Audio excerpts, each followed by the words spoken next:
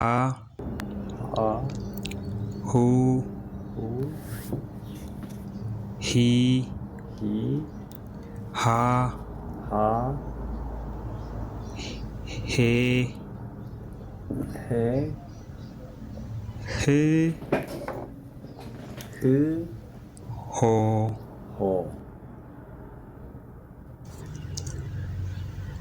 ሃ ሁ ሃ ሁ ሂ ሂ ሃ ሃ ሄ ሄ ህ ህ ሆ ሆ አራተኛና አንደኛና አራተኛ ሀ ናቸው። ሁለቱም እንደ ሀ ነው የሚነበቡ። ሀና አ ውስጥ ነው ግን ሌላ ቦታ አይሰራም። ሀ ውስጥ ላይ ይሄ የመጀመሪያውና ይሄ ሁለት አራተኛው ላይ ያለው እንደ ሀ ነው የሚነበቡ። ተመሳሳይ ድምፅ ነው ያላቸው። እስኪ ልድገምላችሁ። ሀ ሁ ሂ ሃ ሄ ህ ሆ ሆ። እሺ ከዚህ ቀጥሎ የሚመጣው ፊደል ደግሞ ለ ነው። ለ ሉ ሊ ላ ሌ ል ሎ ሎ። እሺ ውድ ቤተሰቦች እዚህ ጋር እንደምታዩት መጀመሪያ ላይ ያሉ የሚመጡ ፊደላቶች ምንም ቅጥያ የላቸውም።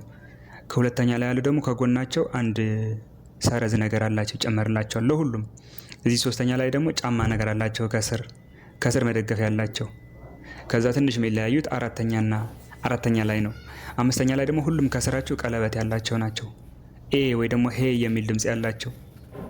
እስኪ ልድገምላችሁ ይሄን ለ ሉ ሊ ላ ሌ ል ሎ ሎ።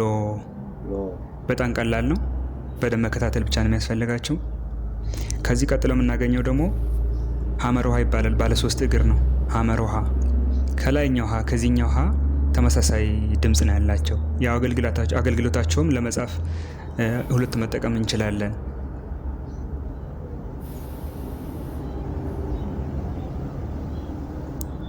ምንም የሚለያቸው ነገር የለም። እንደምታዩት አጻጻፋቸውም ተመሳሳይ ነው። ሁለተኛ ላይ ያሉ ሰረዝ አለባቸው። ሶስተኛ ላይ ያሉትም ከስር እንትን አላቸው። አምስተኛ ላይ ያሉ ደግሞ ቀለበት አላቸው ከስር። ይሄ ላንብብላችሁ።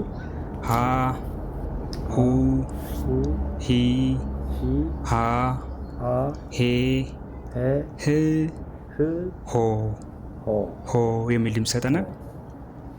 እንዳልኳችሁ ከዚህኛው ልዩነት የለውም። አጻጻፋቸው ደግሞ ተመሳሳይ ናቸው። ያው ይሄ ባለ 3 እግር ነው፣ ግን ከጎናቸውና ከእንትን የሚጨመረውን ነገር ተመሳሳይ ነው። ሁሉም እያቸው የሚለዩትን ሰባተኛ ላይ ነው እና ልድገምላቸው።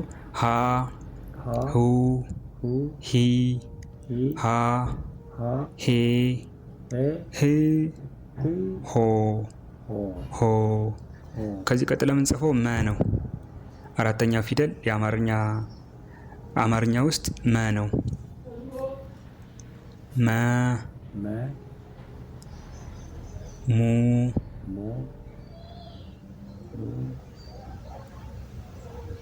ሚ ማ ሜ ም ሞ ሞ። እሺ ልድገምላችሁ። መ ሙ ሚ ማ ሜ ም ሞ። እዚህ ላይ እንደምታዩት ልክ ከላይኞቹ እንደነ ሀና አለ። ሁለተኛ ላይ ያሉትን እንትን አላቸው ሰረዝ። ሶስተኛ ላይ ያሉትን ደግሞ ከእግራቸው የው ጫማ ነገር። አምስተኛ ላይ ያሉት ደግሞ ሁሉም ቀለበት አላቸው ከስራቸው ሄ የሚል ወይ ደግሞ ኤ የሚል ድምፅ አላቸው። ስድስተኛ ላይ ያሉት ደግሞ ህ የሚል ወይ ደግሞ እ የሚል ድምፅ አላቸው። እዚህ ላይ መጨረሻ ደግሞ ኦ የሚል ድምፅ አላቸው። ኦ። ልድገምላችሁ። መ ሙ ሚ ማ ሜ ም ሞ እሺ ከዚህ ቀጥሎ የሚሆነው ደግሞ ሰ ነው። ንጉሱ ሰ 3 እግር አለው፣ ግን እግሮቹ ወደ ላይ ናቸው። የተገለበጠ ነው። ሰ ሱ ሲ ሳ ሴ ስ ሶ። ውድ ቤተሰቦች እዚህ ላይ እንደምታዩት የመጀመሪያዎቹ ምንም ቅጥያ የላቸውም። ማንኛውም ነገር ከመጀመሪያ የሚመጣው ምንም ቅጥያ የለውም። ሁለተኛ ላይ ያለው ደግሞ አንድ አይነት ቅጥያ ነው ያላቸው። ከፊታቸው የሆነ ሰረዝ አላቸው ከጎናቸው። ሶስተኛ ላይ ደግሞ ልክ እንደዛው ከእግራቸው ላይ ጫማ ነገር አላቸው። ትንሽ የሚለዩት አራተኛ ላይ ያሉ ናቸው። አራተኛና ስድስተኛና ሰባተኛ ነው የሚለዩት እንጂ አራቱም አንደኛ፣ ሁለተኛ፣ ሶስተኛና አምስተኛ ተመሳሳይ ናቸው አጻጻፋቸው ሁሉ ማለት ነው። እና ማስተዋል ብቻ ነው የሚጠበቅባቸው እንጂ ቀላል ነው። ያንዱን ከያዛችሁ ሌላኛው በሱ መከተል ነው። ከዚህ ቀጥለ የምንጽፈው ማን ነው? ከዚህ ቀጥለ የምንጽፈው ረ ነው። ከሰ ንጉሱ ቀጥሎ የሚመጣ ፊደል በአማርኛ ውስጥ ረ ነው። ረ ሩ ሪ ራ ሬ ር ሮ ሮ። ይሄ በጣም ቀላል ነው። እንደምታዩት እንዳልኳችሁ ሁለተኛ ላይ ያለው ከእግሩ ትንሽ ሰረዝ አለው፣ ትንሽ የሚለየው። ሶስተኛ ላይ ደግሞ ትንሽ ቆለፍ ይላል። አራተኛ ደግሞ ራ ትንሽ እግሩ ወደ ላይ ዘርጋ ያደርጋል። ሬ ደግሞ ቀለበት ያለውን ነው። ወደ ቀጣይ እንሻገራለን። ከዚህ ቀጥሎ የሚመጣው ፊደል ደግሞ በአማርኛ ውስጥ ሰ ነው። እሳቱ ሰ። ቅድሙ ንጉሱ ሰ ነው ያየ ነው። አሁን ደግሞ እሳቱ ሰ። እሱ ደግሞ ከለ ተመሳሳይ ነው፣ ትንሽ ነው የሚለየው። ሰ ሱ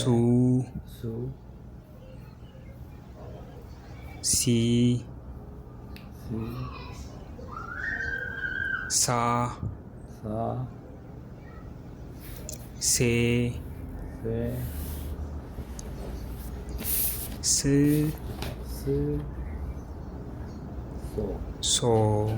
የሰባተኛው ሶ ይባላል። ኦ የሚል ድምፅ አለው። ስድስተኛው ደግሞ እ የሚል ድምፅ አለው። ስ። ልድገምላችሁ። ሰ ሱ ሲ ሳ ሴ ስ ሶ ሶ። ከሰ ቀጥሎ የሚመጣው ፊደል ደግሞ ሸ ነው። ሸ ከላዩ ሰን እንዳለ ሆኖ ከላይ ጋድም መጨመር ብቻ ነው። የተለየ ነገር አናደርግበትም። እራሱ ነው። ከላይ ላይ ቆብ ወይ ደግሞ የሆነ ጋድም መጨመር ነው። ሸ ሹ ሺ ሻ ሼ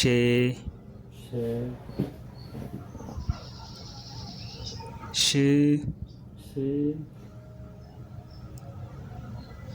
ሾ። በጣም ቀላል ነው። ሰን ካወቃችሁ ሸ አይከብድም። አንድ ቤተሰብ ናቸው። አየዋቸው። ሁለተኛ ላይ ያሉት፣ ሶስተኛ ላይ ያሉት፣ አራተኛ ላይ ያሉት፣ አምስተኛ ላይ ያሉት፣ ስድስተኛ ላይ ያሉት፣ ሰባተኛ ላይ ያሉት እኩል ናቸው። አንድ ነገር ብቻ ነው የሚለያቸው። እሱም ሸ